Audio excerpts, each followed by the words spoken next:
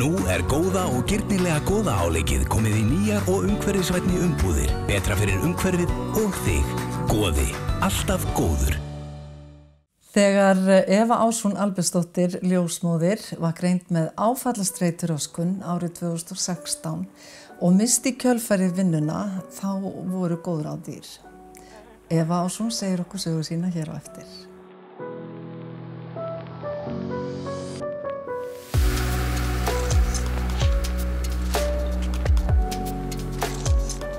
Eva, hvað áfallastreituröskun? Áfallastreituröskun alvarlegri, já þarf að segja, kannski ekki alvarlegri en áföll. Áföll eru alltaf slæm, en það langvarandi áfall eða eitthvað sem kemur fram eftir alvarlegt áfall. Þarf að vera liðinn mánuður til þess að þetta sé skilgreint sem áfallastreituröskun. Þetta getur að verið eftir líkamsárás eða nauðgun eða hvers konar alvarlegan atburð. Getur líka verið eins og í mínu tilfelli langvarandi, bara stöðugt álag. Og ég var lenti í því að sonur minn, einn af 5 sonum mínum veiktist alvarlega. Og þarna var liðið ár og þannig það var stöðug spenna, stöðug hræðsla, algjört úrræðaleysi og rosaleg vanlíðan. Leituðum að hjálp og því að finna hvað verið að og það fannst ekki neitt og þannig að það enda bara með því að ég komið með svo alvarleg einkenni. Ég hugsaði bara nei, nú verði ég að fara til læknis annars bara detti ég niður dauð. Hvernig voru þessi einkenni? Þetta voru bara alveg gríðarlega mikil líkamleg einkenni, ofboðslega vanlegan og líkami ég fann bara að vera að slökkva á sér. Mjög hár blóðþrýstingur og ég titraði bara. Auðvitað var maður ekki búin að sofa neitt og maður var stöðugt að endur upplifa slæma hluti sem hefðu gerst og bara erfið atvik og í öllu þessu ferli. Þannig að það var svona bara þessi yfirgengilegu streitueinkenni. Og ég fann það bara, þú veist að nú bara líka mig getur ekki meir. Og gat hann ekki meir? Fórstu bara í stopp? Já, ég fór bara, fór daginn eftir til læknis og hún sagði bara, hún horfði bara á mig og sagði ég skil ekki hvernig þú ert upp í standandi, Nú verður bara að stoppa, farðu bara heim, ekki gera neitt. Þú ert að sofa, reynda að sofa, farðu út að labba og þú ert bara að hvíla þig. En voru aðstæður þannig að þú gast gastu farið og hvílt þig? Nei. Því miður þá var það ekki þannig. Vegna þess að þetta bara ástand hélt áfram og í 2 ári viðbót. Veikindin hans voru svo alvarleg og það bættust alltaf við ný og ný einkenni og það var einhvern veginn algjört úrræðaleysi í kerfinu, heilbrigðiskerfið brást honum alveg gjörsamlega. Nú ert þú búin að vinna mjög lengi sjálf í heilbrigðiskerfinu, ljósmóðir. Kom það þér á óvart að hann var einhvern veginn skilinn eftir að þínu mati? Já, ég verð að segja það, Ég, fyrst þegar hann fór inn á spítala, hann var nú í 6 vikur innlagður og 3 vikur á gjörgæslu og þá var allt gert til þess að reyna að finna hvað var að og þannig það var leitað en það fannst ekkert. Og þá versnaði nú í því, Og þá einhvern veginn bara vildi enginn neitt með hann hafa. Og hann kemur heim sama dag og hann var útskrifaður á gjörgæslu sem ekki í lagi. Og svo bara versna og bætast við einkenni og alvarleikinn og einhvern veginn þetta úrræðaleysi og framkoma eitthvað sem þarf að laga. Það þarf að breyta. Það þarf að breyta heilbrigðiskerfinu. Þannig að þú ert líka stöðugt hrædd hann. Algjörlega. Ég fór á fætur á mótnana, ég vissi ekki hvort hann var á lífi. Nei. Það var bara þannig, hann var með svo háan þrýsting, hann var 135 í neðri mörkum sem að vera 80, og eru bara það er bara lífshættulega blóðþrýstingur. Hvað er hann gamall þegar þetta gerðist? Hann var 20 þegar þetta gerðist og þetta, ég verð bara að segja, hafandi verið að vinna í áhættumæðravernd, hugsa konur sem eru eiga mjög erfitt andlega og líkamlega auðvitað, reyna umvefja þær og gera allt fyrir þær, hlusta og sko að vera svo aðstandandi í þessum sko aðstæðum og mæta þeirri framkomu sem við mættum, það gjörsamlega óbáðlegt. Og ég hef bara aldrei trúað ég myndi lendi svo. Það var svona líka auðvitað, og stærsti parturinn, eitt var að vera sko hræddumann og bara hafa áhyggjur af því að hann myndi ekki hafa þetta af. Ég gat ekki vita, ég vissi ekki hvað þetta var. Þó að það væri búið að rannsaka, þá var það bara þannig að sko að blóðþrýstingurinn hækkaði, hann lamaðist í andlitinu, hann sko fekk óteljandi einkenni, brjálæðislega hjartsláttar, köst og óreglu og bara það bættust við einkenni, sýkingin nýra og bara nefndu það. Þannig að sko þegar að heldur áfram og tíminn líður eins og oft gerist, það getur alveg tekið 10 ára að greina sjúkdóm. Það alveg þekkt, þá náttúrulega voðalega erfitt þegar maður hefur engan að leita til. Og það var það sem var verst, hann hafði engan að leita til. 1000 ferðir á bráðamóttökuna og það var svona yfirleitt lítill vilji til þess að sinna honum, því miður. Hann einn af 5 sonum þínu. Hvernig hafði þetta ástand, hvað áhrif hafði þetta á fjölskylduna? Það hafði gríðarlega áhrif á fjölskylduna. Það voru náttúrulega bara allir í stöðugri spennu og vanlíðan og hérna, við erum nú sem betur fyrir þannig að við hérna erum samheldin og vorum saman í þessu en sko bræður hans yngsti, hann bara fór inn í sig, hann bara talaði ekki mikið og svona hélt sig til hlés. Næstingsti, hann hætti skólanum, hann lokaði sig inni, hann fór bara að spila tölvuleiki og þyngdist 25 kíló, hann bara í áfalli. Það bara áfallastreituröskun á línuna. Gastu unnið eitthvað með þessu? Þú mistir vinnu? Já, ég gat unnið, sko, náttúrulega ekki þessar 6 vikur meðan að ég þurfti að vera á spítalanum, sko, með yfir honum. Það var ekki hægt og ástandi var bara það slæmt að ég sá bara, ég get ekki vikið frá honum. Af því það var, sko, það var bara, viðmótið var þannig að það var ekki hægt að fara frá honum. Það var ekki hægt að treysta heilbrigðisstarfsfólkinu fyrir honum, miður. Svo ég gisti ansi margar nætur á spítalanum, en jú, svo var ég að vinna og svo bara þangað til að ég greinist þarna með þess áfallastreituröskun, þá ég bara sett í veikindaleyfi og var í veikindaleyfi í ár, eða rúmlega það, en svo misti ég vinna, það var bara búið að ráða í stöðunum mína þegar ég ætlaði að fara að vinna aftur. Ég ætlaði svona eftir allt álagið að svona fara að koma mér bara í funksjón aftur og þá var ég bara ekkert velkomin í vinna.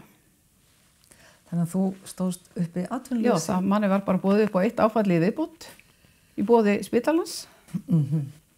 Já, ég reyndar fór að sinna heimaþjónustu og ég að sinna heimaþjónustu en þá það bara yndislegt að fara heim til sængukvenna eftir fæðingu, sko. En þú nýttir tímann samt, þú fórst að leita að hvað gæti verið að honum og þú fórst að leita þér kannski hjálpar líka í öllu þessu? Já, ég bara lá yfir því, var bara með tölvuna og ég lá og leitaði til þess að reyna að finna út hvað verið að því að það var alveg ljóst að þetta væri eitthvað óvenjulegt og svona ég var þeirra skoðunar að þetta væri í ósjálfráða taugakerfinu, þetta væri eitthvað sem væri í og það var bara greinilegt þegar tíminn leið og það bættist bara eitthvað við og við eitthvað, þú veist, endalaust þá sá maður það að þetta væri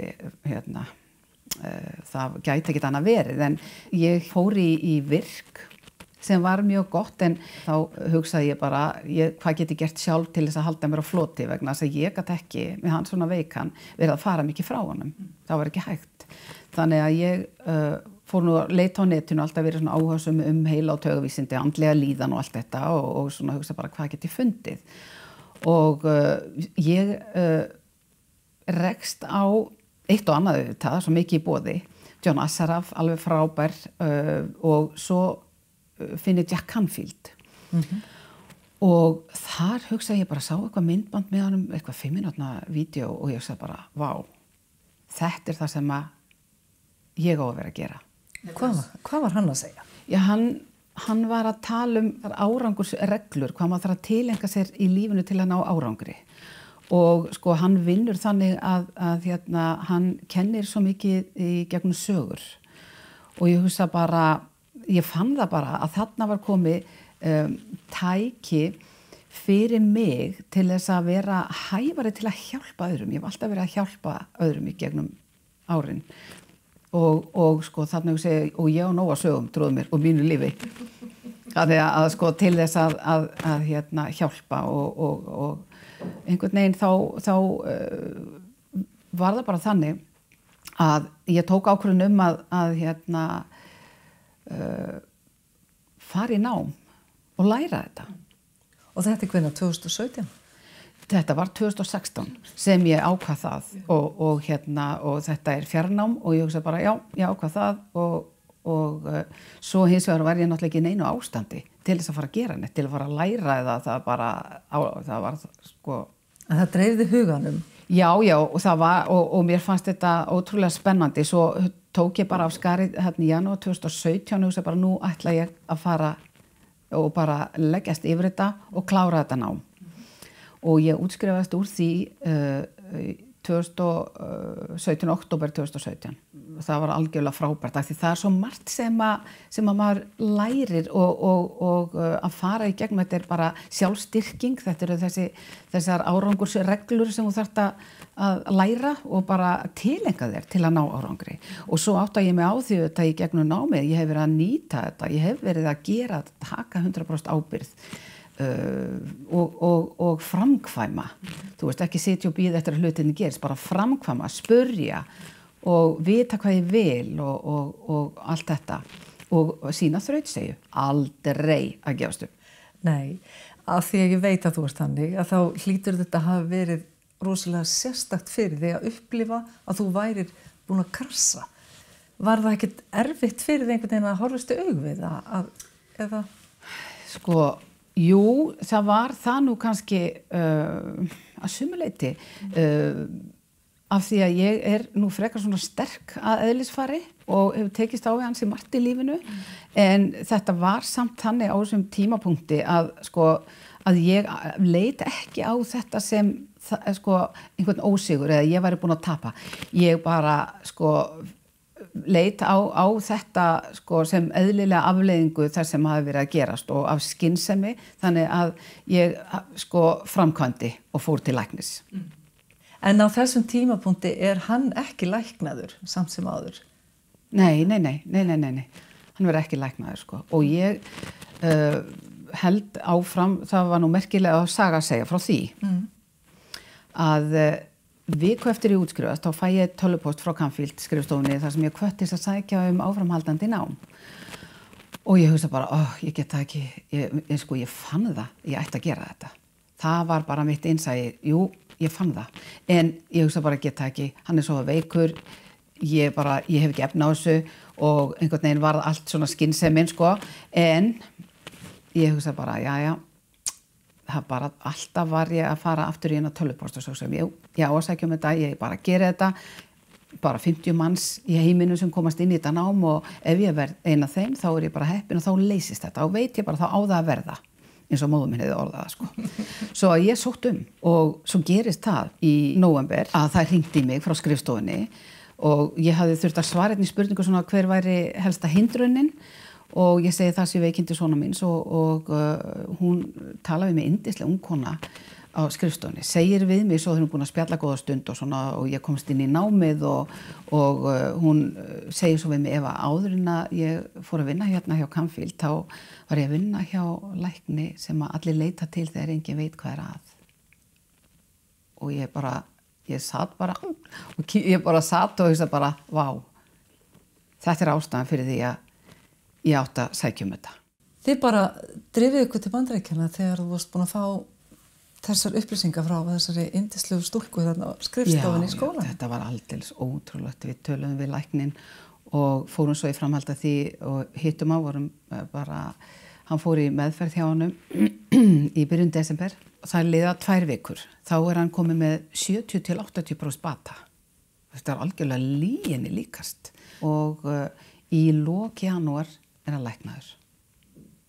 Öll einkennin horfin og hann einkennilaus búin að vera alla tíð síðan. Þetta bara kraftaverki líkast sko. En þetta samt ekki kraftaverk þannig lagað, þetta alveg læknisfræðilega sönnuð aðferð, eða hvað? Já. Hvað var gert? Stofnfrumu meðferðin þá voru bara teknar stofnfrumur úr honum og þannig að eins og læknir segir, sko, hann sagði, ég læknaði hann ekki, hann læknaði sig sjálfur. Og það er það sem er svo merkilegt, það er þessi hæfni að geta líkamans til þess að gera við sig. En sko, að þurfa að berjast í 3 ár og þurfa svo að fara af landi brott, það er ekki eins og það á að vera. Nei. Og það gerðu þið bara upp á eigin reikning? Já. Við vissum það myndi ekki tíð að tala við neitt lækni hér. Það myndi, og það yrði bara ekkert samþykkt. Þannig að við eyddum ekki orku. Við höfðum heldur ekki heilsu í meiri baráttu, sko. Svo að við þetta kostaði marga milljónir og fjölskyldan bara tók sig saman og við erum þakklátt í dag. Ég mjög þakklátt og þykir vænt hennar lækni, hann góði vinur minn og þau hjónin í dag og komið hingað heimsækja okkur 2 svar. Hvar þessi læknir og hver þetta? Hann heitir Dr. Darren Clare, hann í Kaliforníu, Westlake Village og hann svæfingalæknir og sérfræðingur, sko, í lífsstílslækningum sem svona nýleg sérgrein innan læknisfræðinar og sko hans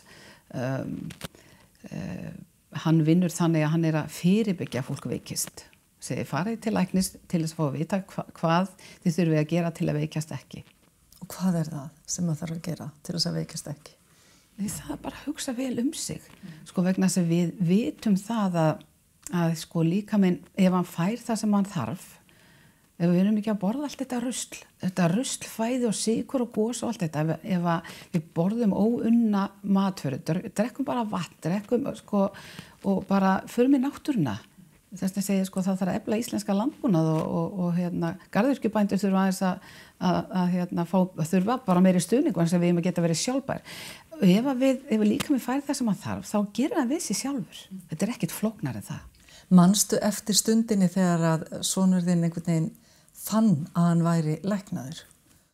Já, ég man eftir því, ég spurði hann, hafði nú ekkert verið mikið að tala við hann því að þetta var bara einhvern veginn þannig búið að vera erfitt fyrir alla og maður vildi ekkert vera neitt að ræða þetta og mikið, en svo spyr ég sé bara eitthvað mun á hann og ég horfi á hann og spyr hann, byrju, hvernig líður þér núna? Finnur eitthvað mun? Og hann horfir á mig og segir, mamma, þetta búið. Og ég fara að grenja. Þetta var alveg ólýsanlegt, sko. Þetta var ótrúlegt, sko. En hvernig varstu þegar þessi barátta var búin einhvern veginn og lækningin komin, þú horfir á hann heilbrigðan. Hvernig leið þér? Þegar ég var með hann úti í seinnaskiptið, þá var ég nú svona, sko, að fara að eygja einhverja von. Ég hugsa bara af því að hann fekk svo mikinn bata eftir fyrir meðferðina og ég hugsa bara, nú ætla ég hugsa sjálfa mig. Vegna þess að hann Dr. Clare býður upp á svo margar meðferðir og ég bara bað hann aðstoð og hann búinn að hjálpa mér heilmikið. Hvernig það? Hann búinn að, hann tók til dæmis og skoðaði alla hormónastarfsemina, komst að því að nýrnahetturnar voru eiginlega hættar að starfa af álaginu og bara búinn að koma jafnvægi á hormónastarfsemina og leiðbeina mér. Ég hafði þyngst örugglega 10-15 kíló bara af álaginu af því líkamskerfi, öll kerfin í líkamann, þau hægja svo á sér. Líkaminn fyrir bara svona eitthvað svefnmót eða skilur, hann bara einhvern veginn hættir að fungera eins og hann á að gera til þess að hafa það af og ég og hann hjálpaði mér bara í gegnum þetta allt saman. Ég létti mig alveg sko svona orðið nokkurn veginn ég sjálf í dag, sko, en það búið að taka langan tíma. Svo auðvitað var ég í náminu líka áfram og kláraði Canfield-námið þarna haustið og hélt áfram vegna þess að í því kynntist ég Dr. Deborah Sandella. Og sko, hún er algjörlega frábær, hún Hún með mastersgráðu í geðhjúkrun og hún með doktorsgráðu í mannlegum samskiptum, margverðlaunar geðmeðferðaraðili og háskólaprófessor, stundaði rannsóknir við háskólann í Denver og hún þróaði þessa aðferð. Og það svolítið gaman að maður talar Canfield. Þetta, þessi árangursregla númer 1 að taka 100% ábyrgð á sínu lífi. Og taka bara þá ákvörðun að allt sem hendir manni í lífinu sem manni sjálfum, á mann sjálfs ábyrgð, Og þá vorum við að hætta kvarta og hætta að kenna öðrum og skammast og það formúla sem svo góð sem er A plus V sama sem U, sem atburður plus viðbrögð sama sem útkoma. Það gerist eitthvað og þú bregst einhvern veginn við og færð einhver útkomu. Þannig að ef þú vilt fá aðra útkomu, þá þýðir ekkert fyrir það að skammast út í atburðin, Það þýðir ekki, það breytir ekki neinum útkomuna. Eina sem þú hefur raunverulega vald yfir eru viðbrögðin. Það að segja hvað þú hugsar, hvað þú segir og gerir og svo hvað þú sér fyrir þér. Þannig að þá verður náttúrulega að byrja sjálfur og breyta því sem þú gerðir eða hvernig þú hugsar eða hvað þú sér fyrir til þess að fá aðra útkomu. Og þetta bara lykilatriði.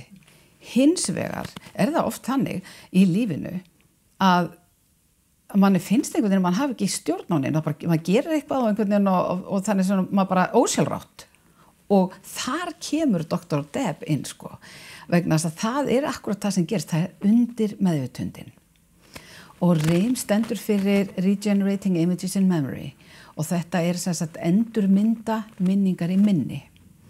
Og vegna þess að við stjórnumst svo mikið af tilfinningunum og hún notar sem sagt bæði vinstri heila og hægri, þar að segja rökhugsunina og ímyndunarafli sem svo vannýtt tól sem við höfum og líkamsskynjun til þess að fara niður í undirmeðvitundina.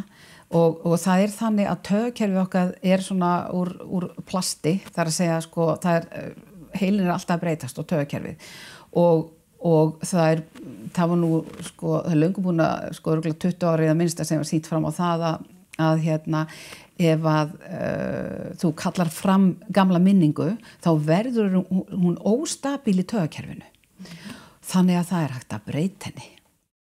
Áttu þá við að maður geti breytt, ef þú hefur orðið fyrir áfalli, þú upplifðir eitthvað og þá koma tilfinningar, getur þú farið tilbaka og svona laga það? Já. Það sem átt við? Já, og það það sem að þessi aðferð, hún gengur út á það, þá ferðu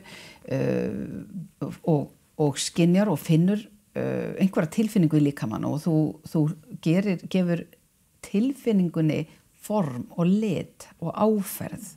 Þú notar rökhugsunina, þú veist, þú notar öll skynfærin, en þú ferð á endanum á einhvern stað sem að það bara, það það sem að ég að læra, það búin að læra, að leiðbeina í þessu ferli.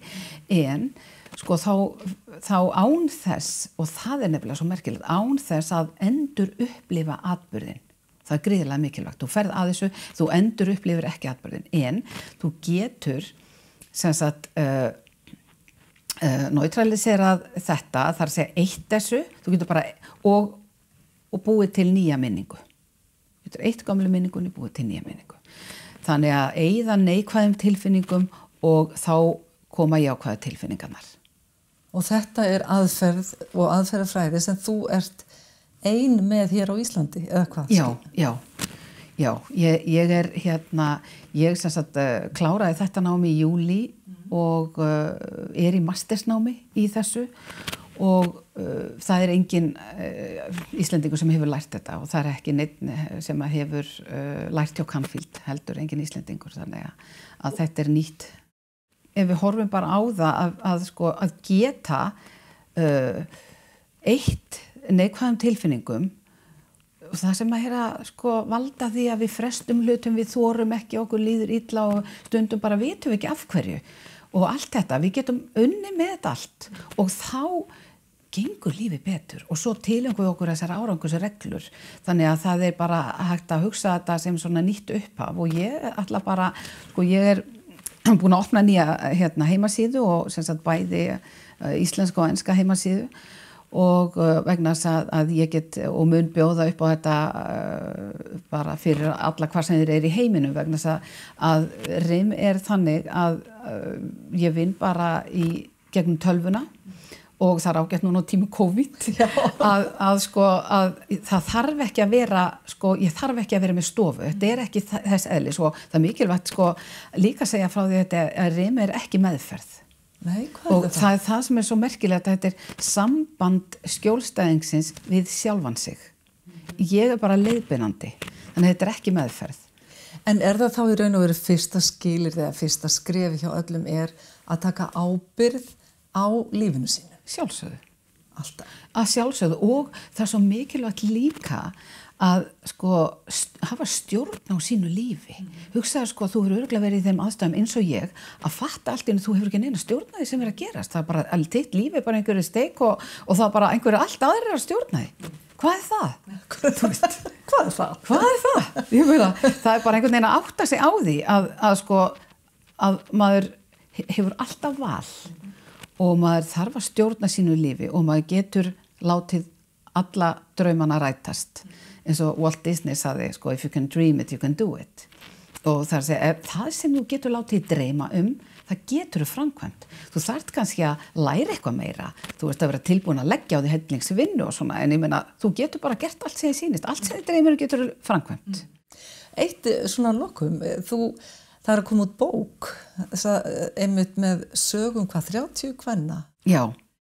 Þú átt eina sögu þeirri bók. Hvað heitir þessi bók? Bókin heitir Women Who Rise. Og þetta í bókaseríu Kate Butler, Inspired Impact book series og hún sem sagt, þetta 7. bókin í röðinni. Þetta eru sögur kvenna, reynslusögur kvenna, lífið, það skröllar en sápuóperurnar, það eins og það nú hægt að hneykslast yfir þeim, Og málið að þarna eru 30 konur sem að segja sína sögu í þeim tilgangi að hjálpa öðrum, hvetja aðrar konur og hjálpa. Vegna þess að það svo oft sem að við erum alveg að bugast í lífinu en við við brotnum ekki, við erum ekki brotin, við erum heil og við getum bara litið á lífsreynsluna eins og ryk sem sest á okkur svo notum við bara RIM til að dusta það af og þá bara geislum við og látum draumana rætast. Þetta fallið lokaorð Eva Ásrún, takk fyrir að segja mér frá þessu og bara gangi þér allt í hæg. Takk fyrir mig.